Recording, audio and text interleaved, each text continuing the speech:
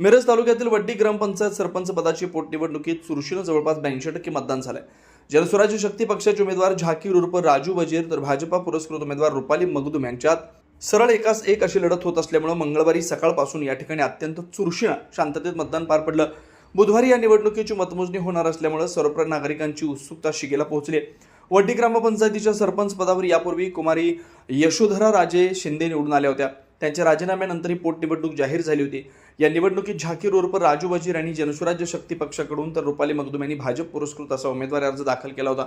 दोन्ही उमेदवारांनी प्रचार जोरदार केला होता, त्यामुळे ही निवडणूक चुरशीनं होणार हे स्पष्ट झालं होतं।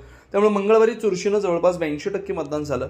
कोणताही अनुचित प्रकार होऊ नये म्हणून या ठिकाणी मोठा पोलीस बंदोबस्त तैनात करण्यात आला होता। N24 मराठी न्यूजसाठी मिरजहून प्रतिनिधी मुस्तफा मुल्ला। आज आमच्या वड्डी गावामध्ये पोटनिवडणूक सरपंचची पोटनिवडणूक चालू आहे।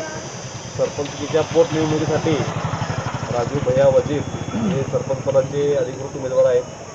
गावातील त्यांचा वाढता उत्स्फूर्त प्रतिसाद बघता राजू भैयांचा विजय हा निश्चित आहे आणि राजू भैयांच्या माध्यमातून होणाऱ्या गावातील विकास कामांचा धडाका त्या पुढील काळात तुम्हाला बघावयास भेटेल।